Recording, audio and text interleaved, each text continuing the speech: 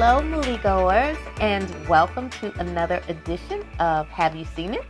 I am your host, Denise, and this week I am going to review a Netflix movie.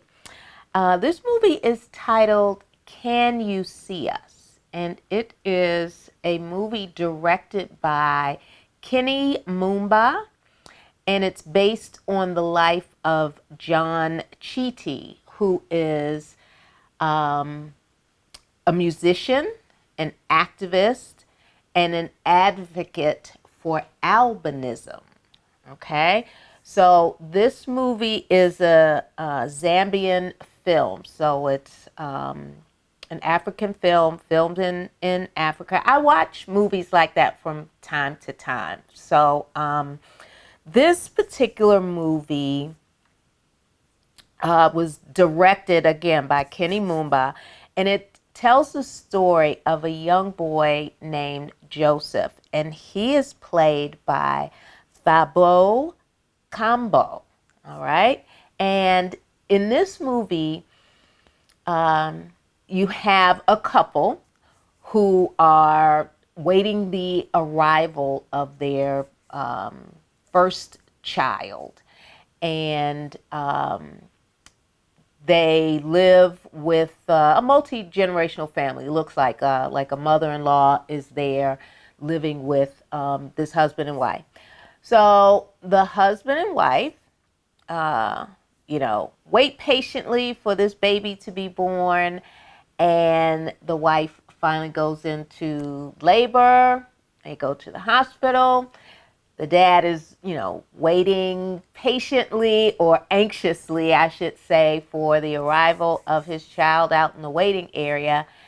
And the mother-in-law sees the baby first and is quite horrified, for lack of a better term.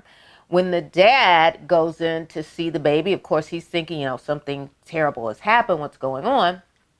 And he realizes that the baby is quite light in complexion, 2-3 shades lighter than himself and his wife.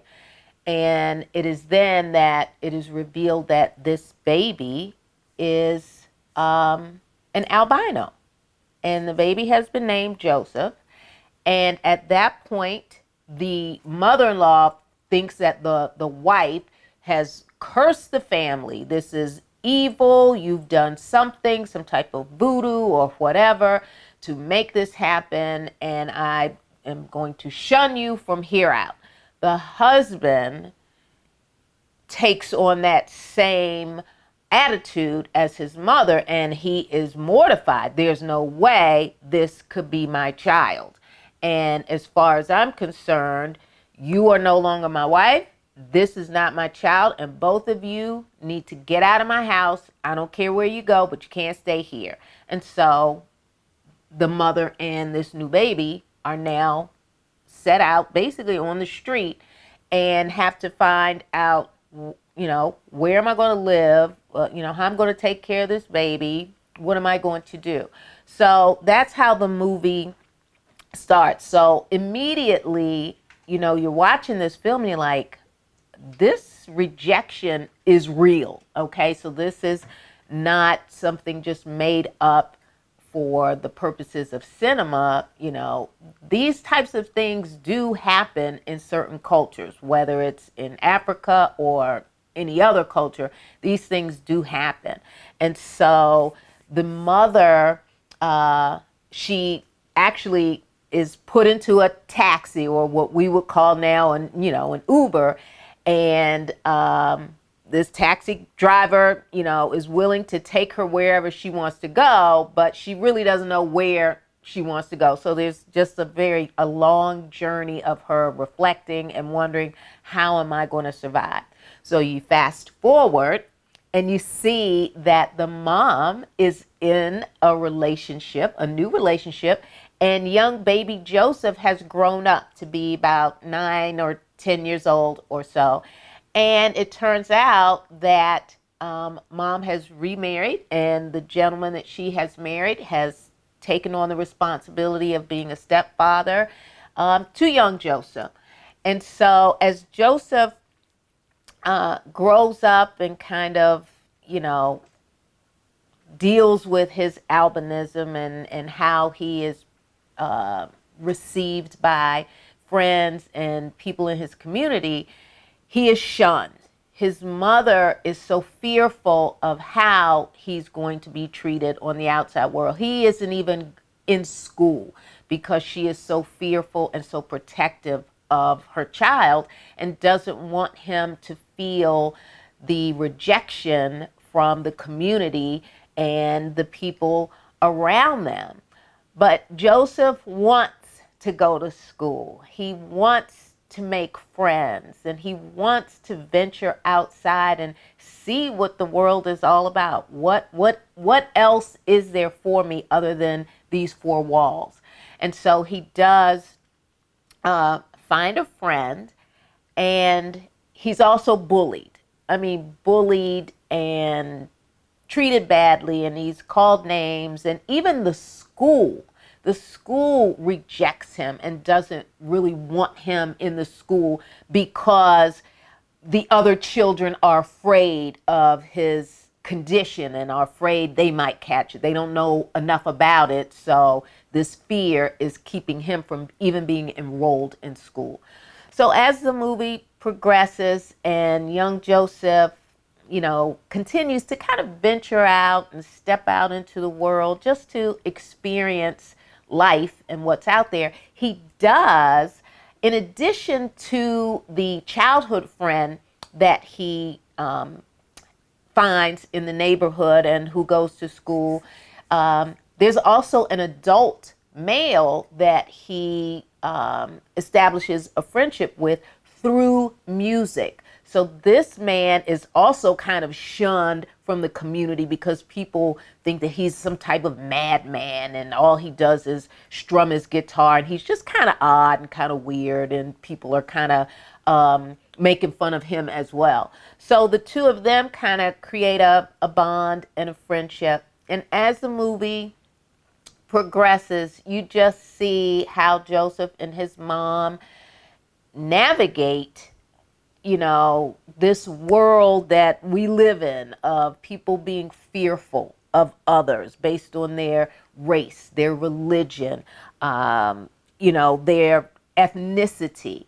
And this movie has quite the powerful message because as I'm watching this movie, you know, you can't help but think of the ways in which we judge others, you know, every day. You know, you may not consciously seek to judge others, but there's judgment in the world. And when people are shunned in the way that Joseph was in this movie, it makes you take a step back and think about how you project your judgment and your feelings about people who are different out into society.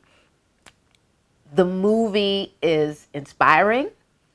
It shows that Joseph eventually overcomes that stigmatism, and his music helps him in that way. And it is just a movie that you can watch with your tweeners and even younger kids as well, because bullying is what kids do and they shouldn't do it, but this is a good movie, you know, for them to possibly watch.